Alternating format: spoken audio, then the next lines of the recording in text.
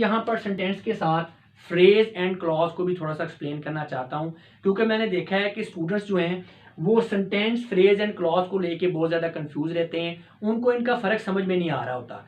तो मैं ये समझता हूँ कि अगर हम इन तीनों चीज़ों को इकट्ठा पढ़ेंगे, इकट्ठा स्टडी करेंगे, तो ही हमें इनकी प्रॉपर अंडरस्टैंडिंग हमारी डेवलप होगी, इनके फ़र्क की।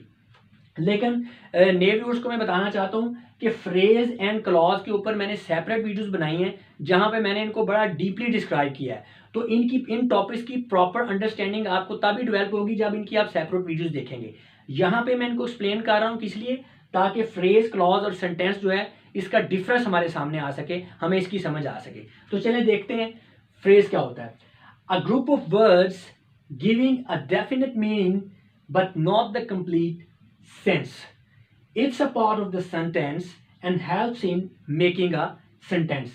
यानी जो फ्रेज होता है ये भी सेंटेंस की तरह वर्ड्स का ग्रुप ही होता है, लेकिन ये वर्ड्स का ऐसा ग्रुप होता है कि ये कंप्लीट सेंस नहीं देता, यानी पूरा मैसेज कन्वे नहीं करता। तो इसीलिए फिर हम इसे सेंटेंस नहीं कहते। लेकिन सेंटेंस भी वर्ड्स का ग्रुप है और जो फ्रेज है ये भी वर्ड्स का ग्रुप है। अब फर्क क्या आ गया, अगर तो वर्ड्स का ग्रुप मैसेज पूरा कन्वे कर रहा है तो वो सेंटेंस है, अगर पूरा मैसेज कन्वे नहीं कर रहा तो वो क्या है, वो फ्रेज है।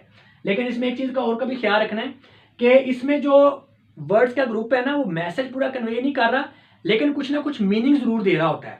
ये वाली सिचुएशन नहीं है to goes he daily school, ऐसी सिचुएशन नहीं है, ये जरा गौर करें। अब फ्रेज क्या है, ऑन द टेबल ये एक फ्रेज है, इन द रूम ये एक फ्रेज है। अब मीनिंग है इसमें ऑन द टेबल, टेबल के ऊपर कुछ ना कुछ समझ आ रही है, लेकिन सेंस नहीं बन रही, कंप्लीट मैसेज नहीं दे रहा। टेबल के ऊपर क्या है, टेबल के ऊपर कोई समझ नहीं आ रही, ठीक है, लेकिन मीनिंग है। इसी तरह इन द रूम, कमरे के अंदर, मीनिंग है इस बात का, फ्रेज का मीनिंग है, लेकिन क्या है, मैसेज कन्वे नहीं हो रहा, कंप्लीट सेंस नहीं बन रही। तो किस्सा मुख्तसर ये है कि सेंटेंस की तरह फ्रेज जो है ये भी वर्ड्स का ग्रुप ही होता है, यानी वर्ड्स जो है आपस में ग्रुप की शक्ल में मिलते हैं तो क्या बनता है, फ्रेज बनता है। लेकिन फ्रेज जो है ये मैसेज को कन्वे नहीं कर सकता पूरा। हाँ, एक बात का ख्याल रखना है कि ये जो वर्ड्स का ग्रुप होगा जिसे हम फ्रेज कहेंगे, इसका कुछ ना कुछ मीनिंग जरूर होगा, ठीक है। तो चूंकि ये मैसेज कंप्लीट नहीं पूरा कर रहा, इसलिए हम फिर इसे सेंटेंस नहीं कह सकते, ठीक है। अब ये फ्रेज होता किस लिए, because it is a part of the sentence and helps in making a sentence. हाँ जी, फ्रेज जो है ये सेंटेंस का हिस्सा ही होता है और ये सेंटेंस को कंप्लीट करने में, सेंटेंस को बनाने में हमारी हेल्प करता है। अब वो किस तरह से करता है उसको जरा समझें। फर्ज करें आप यहां से देखें कि ये हमारे पास एक ग्रुप है, वर्ड्स का ग्रुप है, द बुक इज लाइंग, किताब पड़ी हुई है। अब इस बात से कोई समझ नहीं आ रही, लेकिन अगर वर्ड्स के इस ग्रुप के साथ ये वाला फ्रेज लग जाए, ऑन द टेबल, ये हमने साथ लगा लिया, the book is lying on the table, ठीक है, किताब जो है वो टेबल के ऊपर पड़ी हुई है। अब पूरा एक मैसेज मिल रहा है हमें, ठीक है, मैसेज कंप्लीट हो गया, इसकी सेंस बन रही है। तो देखें ना, जब ये फ्रेज नहीं लगा था इन वर्ड्स के साथ तो सेंटेंस नहीं बन रहा था, क्योंकि मैसेज नहीं कन्वे हो रहा था। जब ये फ्रेज इन वर्ड्स के साथ लग गया, अब क्या हो रहा है, मैसेज पूरा कन्वे हो रहा है। तो जब वर्ड्स का ग्रुप मैसेज पूरा कन्वे कर रहा है तो फिर वो क्या बन गया, सेंटेंस बन गया। तो इसका मतलब क्या है, फ्रेज क्या है, वो सेंटेंस को बनाने में हमारी हेल्प करता है। अच्छा, उसके बाद देख लें क्लॉज क्या होता है। Clause, a group of words which requires another group of words to give a complete sense. हाँ जी, बिल्कुल फ्रेज एंड सेंटेंस की तरह जो क्लॉज है ये भी वर्ड्स का ग्रुप ही होता है, लेकिन ये भी इनकम्प्लीट सेंस वाला ही होता है, ये भी पूरा मैसेज नहीं कन्वे कर सकता। इसको भी मैसेज पूरा कन्वे करने के लिए, कंप्लीट सेंस बनाने के लिए वर्ड्स के एक और ग्रुप की ज़रूरत होती है। मसलन which was made of gold, जो कि सोने का बना हुआ था, ठीक है, ये अब एक क्लॉज है, लेकिन ये मीनिंगफुल तो है, फ्रेज की तरह ये भी मीनिंगफुल है, लेकिन सेंस नहीं बन रही, मैसेज कोई नहीं है, ठीक है। जो कि सोने का बना हुआ था, मीनिंग है इसके, लेकिन सेंस नहीं है। अब इससे कोई मैसेज मिल रहा है, जो कि सोने का बना हुआ था, कोई मैसेज नहीं मिल रहा। इसी तरह हु हैड ब्लू आइज, जिसकी नीली आंखें थी, ठीक है, जिसकी नीली आंखें थी, मीनिंगफुल है, लेकिन सेंस नहीं बन रही। तो इसका मतलब ये है कि ये भी वर्ड्स का ग्रुप है, ठीक है, फ्रेज एंड सेंटेंस की तरह, लेकिन इसकी भी सेंस इनकम्प्लीट है, ये भी पूरा मैसेज कन्वे नहीं करता। ठीक है, इसको पूरा मैसेज कन्वे करने के लिए क्या है, एक अनदर वर्ड्स जो है ग्रुप चाहिए वर्ड्स का, तो तभी ये मैसेज कंप्लीट करेगा। अब यहाँ पे कुछ लोग कंफ्यूज हो सकते हैं कि फ्रेज भी तो यही चीज़ है ना, कि वो भी वर्ड्स का ग्रुप है और वो मैसेज पूरा कन्वे नहीं करता, तो क्लास भी वही काम कर रहा है, तो फिर उनका डिफरेंस क्या है। हाँ जी, फ्रेज एंड क्लास का जो डिफरेंस है ना, वो है सेंटेंस स्ट्रक्चरिंग का, कि जो फ्रेज है उसके जो वर्ड्स का ग्रुप है ना, उसके अंदर सेंटेंस स्ट्रक्चर के एलिमेंट्स नहीं पाए जाते, यानी सब्जेक्ट वर्ब ऑब्जेक्ट वगैरह। ठीक है, लेकिन जो क्लॉज होता है उसके अंदर जो है सब्जेक्ट एंड प्रेडिकेट पाया जाता है। यही फर्क है फ्रेज एंड क्लॉज का। बाकी अपनी सेंस में ये दोनों सेम ही है तकरीबन तकरीबन। ठीक है, ये सेंटेंस स्ट्रक्चरिंग का डिफरेंस है। बाकी दोनों में चीज़ ये मुश्तरक है कि ये दोनों वर्ड्स का ग्रुप हैं और ये कंप्लीट मैसेज नहीं देते, और उन्हें अपना कंप्लीट मैसेज देने के लिए, कंप्लीट सेंस बनाने के लिए किसी और वर्ड्स के ग्रुप से जुड़ना पड़ता है।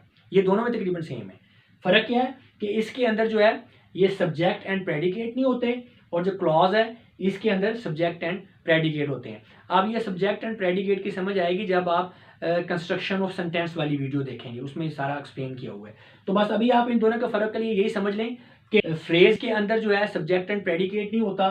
ठीक है, क्लॉज जो है इसके अंदर सब्जेक्ट एंड प्रेडिकेट होता है, यानी फ्रेज के अंदर जो है सेंटेंस स्ट्रक्चर के एलिमेंट्स नहीं होते पूरे, और क्लॉज के अंदर सेंटेंस स्ट्रक्चर के एलिमेंट पूरे होते हैं। ठीक है, बाकी काम दोनों का सेम ही है। तो इसमें आप देखें, अब ये जरा समझने की कोशिश करें। मैंने कहा ना कि ये इसे एक और ग्रुप चाहिए कंप्लीट सेंस देने के लिए, which was made of gold. अब ये एक क्लॉज है, कंप्लीट सेंस नहीं दे रहा, which was made of gold. लेकिन इस which was made of gold के साथ एक और ग्रुप लग जाए वर्ड्स का, कौन सा, I gave him a chain. अब ये लगेगा तो फिर क्या होगा, पढ़े जरा। I gave him a chain which was made of gold. मैंने उसे एक चेन दी जो कि सोने की बनी हुई थी। अब ये कंप्लीट मैसेज दे रहा है, कंप्लीट सेंस दे रहा है। ठीक है, तो इसका मतलब ये है क्लॉज एक वर्ड्स का ऐसा ग्रुप है जो कि कंप्लीट सेंस नहीं देता, और इसे कंप्लीट सेंस देने के लिए वर्ड्स के एक और ग्रुप की जरूरत होती है। बिल्कुल इसी तरह हु हैड ब्लू आइज, ठीक है, इनकम्प्लीट सेंस है, इसके साथ एक और ग्रुप लगेगा। There came my cousin who had blue eyes, मेरा कजन आया जिसकी आंखें नीली थी। अब ये कंप्लीट सेंस बन रही है। ठीक है, इसी तरह फिर सेंटेंस क्या होगा, a combination of words arranged in a meaningful way which gives a complete sense is called a sentence। हाँ जी, यानी सेंटेंस क्या है, ये वर्ड्स का ऐसा कॉम्बिनेशन है जो कि कंप्लीट सेंस देता है। मीनिंगफुल वे में वर्ड्स मिलेंगे और कंप्लीट सेंस देंगे। ठीक है, मेरा ख्याल है अब आपको फ्रेज, क्लॉज एंड सेंटेंस की समझ आ गई होगी। कुछ लोग जो है वो थोड़ा सा कंफ्यूज इस बात पे हो सकते हैं कि सर यहाँ पे सेंटेंस की डेफिनेशन और कर दी है, यहाँ पे सेंटेंस की डेफिनेशन और कर दी है। देखें, डेफिनेशन आप जितनी मर्जी बना लें, असल चीज़ आपने मुद्दे को सोचना है, मुद्दे को समझना है, कॉन्सेप्ट को समझना है कि कॉन्सेप्ट क्या है। देखें, दो या दो से ज़्यादा वर्ड्स का जो ग्रुप है, और वो वर्ड्स का वो ग्रुप जो है वो इफेक्टिवली पूरे का पूरा मैसेज कन्वे करे, उसे हम सेंटेंस कहते हैं। डेफिनेशन आप ये रख लें या ये रख लें, इससे कोई फर्क नहीं पड़ता। ये डेफिनेशन इसलिए बनाई है क्योंकि इन दोनों के मुताबिक है कि यहाँ पे जो है कॉम्बिनेशन ऑफ वर्ड्स जो है कंप्लीट सेंस नहीं दे रहा, यहाँ पे combination of words complete sense नहीं दे रहा, यहाँ पे कॉम्बिनेशन ऑफ वर्ड्स जो है वो कंप्लीट सेंस दे रहा है, तो ये सेंटेंस है। इसलिए थोड़ी सी डेफिनेशन चेंज कर दी है। अच्छा जी, तो मैं अब अपने लेक्चर को सम अप करने लगा हूँ। देखें, लैंग्वेज का बेसिक यूनिट क्या है, लेटर। लेटर आपस में मीनिंगफुल वे में मिले तो क्या बन गया, वर्ड बन गया। वर्ड जो हैं उन्होंने मीनिंगफुल वे में मिलकर ग्रुप बनाया, तो वर्ड के ग्रुप को हम क्या कहेंगे, वर्ड के ग्रुप को हम फ्रेज भी कहेंगे, वर्ड के ग्रुप को हम क्लॉज भी कहेंगे, वर्ड्स के ग्रुप को हम सेंटेंस भी कहेंगे। फर्क क्या है, वर्ड्स का वो ग्रुप जिसके अंदर सेंटेंस स्ट्रक्चर के एलिमेंट्स पूरे नहीं है वो क्या है, फ्रेज है। वर्ड्स का वो ग्रुप जिसके अंदर सेंटेंस स्ट्रक्चर के एलिमेंट्स पूरे हैं वो क्या है, क्लॉज है। आपकी समझ में आसानी पैदा करने के लिए ना, कि आपको फ्रेज, क्लॉज और सेंटेंस की समझ अच्छे से आ रहे, मैं आपको ये बात बताना चाहता हूँ कि जो फ्रेज एंड क्लॉज होता है ना, ये वर्ड एंड सेंटेंस की इंटरमीडिएट स्टेट होता है, यानी इनके बीच की एक स्टेट है। ठीक है, या दूसरे लफ्जों में आप ये कह सकते हैं कि फ्रेज एंड क्लॉज जो हैं ये क्या है, ये हाफ सेंटेंस है। हाफ सेंटेंस क्यों है, क्योंकि ये मैसेज पूरा कंप्लीट नहीं कन्वे कर रहे, इसलिए ये हाफ सेंटेंस है। जब ये मैसेज पूरा कंप्लीट करेंगे तो क्या हो जाएगा, फ्रेज एंड क्लॉज क्या बन जाएंगे, ये सेंटेंस बन जाएंगे। अब चूंकि ये हाफ सेंटेंस है तो ये सेंटेंस कब बनेंगे? जब इनके साथ एक और आके हाफ सेंटेंस मिल जाएगा। ठीक है, तो आप ये बात आपने जहन में रखनी है कि जो एक सेंटेंस होता है ना, सेंटेंस का जो फ्रेमवर्क है उसका बेसिक यूनिट वर्ड ही है। उसका बेसिक यूनिट क्या है? वर्ड ही है। लेकिन आप ये समझ सकते हैं कि जो वर्ड्स हैं वो सेंटेंस को बनाने के लिए 2 स्टेजेस में ग्रुप बनाते हैं। कैसे?